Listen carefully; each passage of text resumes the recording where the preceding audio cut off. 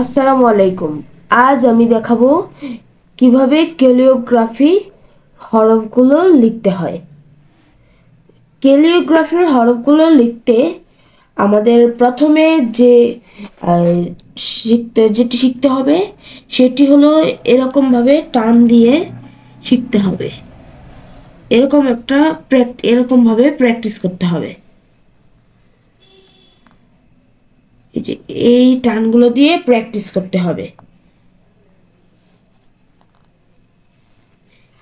এগুলোর কারণ হলো যদি আমাদের হরফগুলো আঁকতে গিয়ে হরফগুলো সোজা হয়, এটা একদম সোজা হতে হবে।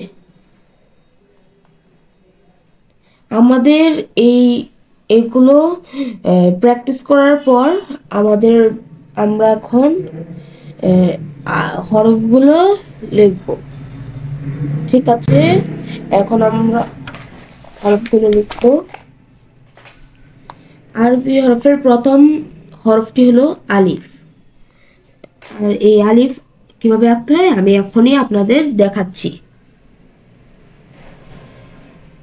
এই যে আমাদের প্রথম যে টানটি প্র্যাকটিস করেছিলাম সেটি আমাদের এখানে লাগবে, পরে এভাবে দিয়ে এখানে নিয়ে আমরা আবার মিশিয়ে দিব।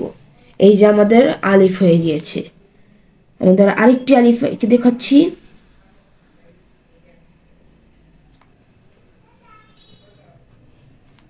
দেখতে পাচ্ছেন এখানে আরেকটি আলিফ হয়ে গেছে।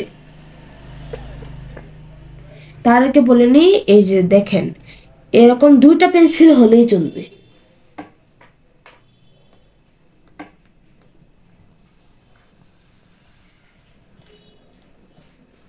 এই যে আরেকটি সুন্দর করে আলিফ আঁকলাম। ঠিক আছে, আপনারা আমি যেভাবে এঁকেছি এভাবে প্র্যাকটিস করবেন। আমি এখন দেখাবো আরবি হরফের দ্বিতীয় হরফ বা। আমরা এখন একটি ছোট আলিফ আঁকবো, যেভাবে আমরা আগে আলিফ আঁকা শিখেছিলাম এভাবে একটা ছোট আলিফ আঁকবো। ছোট আলিফটি আঁকার পর আমাদের এখান দিয়ে আবার এরকমটা করতে হবে। এই যে এরকম গিয়ে এখানে উঠিয়ে মিশিয়ে দিতে হবে। এটি হচ্ছে আমাদের বা। নোক্তাটি আপনাদের এভাবে ধরে এখানে এভাবে টান দিয়ে আবার দুই সাইডে আর দুইটা লাইন টেনে এভাবে নোক্তা আঁকতে হবে। এটি হচ্ছে আমাদের বা।